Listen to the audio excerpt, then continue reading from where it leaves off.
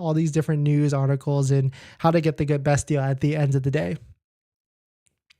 In this next topic, there were a couple of things that Tesla or Elon has discussed on the annual shareholder meeting. And the first couple of things were next gen car production. Also talks about the Cybertruck production and how much volume ramp that will actually be. So we'll talk about it. But if you're just joining in, my name is Dennis. I love talking about Tesla hacking, as I like to call it, but basically just getting the best deal on Tesla at the best financing rate. So definitely hit that subscribe if you're interested. And today's video is actually sponsored by my Patreon link down below in the description if you want to support the channel, but more on that later. All right, so let us take a look at this. Shout out to Sawyer Merritt. Tesla teases next gen car. This was actually a picture that was in the background on one of the platforms. Quote, there are two new products that I think you'll be excited about.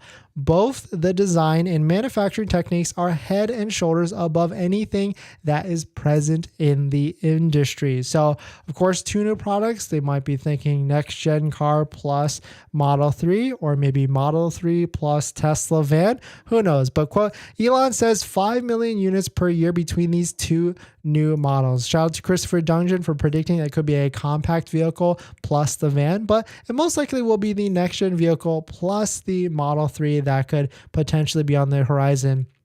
The other thing that was definitely shown at the annual shareholder event was the Cybertruck that was put on display. You can see from here that they put out the delivery event again, and quote, Elon said that the Cybertruck production will follow the S curve in terms of production ramp, and production could be 250 units a year, possibly 500 units a year. Quote, we'll make as many as people want. I mean, we'd love to see 250 units in the first year, but most likely that's a 2024 number and not initially for this year. But definitely some cool stuff with the Cybertruck that was actually on display. I watched a couple of videos on it, and definitely check it out if you haven't seen it on YouTube. There's like a video from Doctor Who Knows It All or something like that. He was able to do a walk around of the Cybertruck. Hopefully people don't get banned from posting those videos, because unfortunately Matthew Dunnigan Ryan, because he posted some videos of the last event, got his ticket revoked this time around for this event of the annual shareholder meeting. But definitely some pretty interesting stuff. Let me know what your thoughts are. Let me know what you thought if you saw the Cybertruck on some of the videos, and what you think on actually what type of production ramp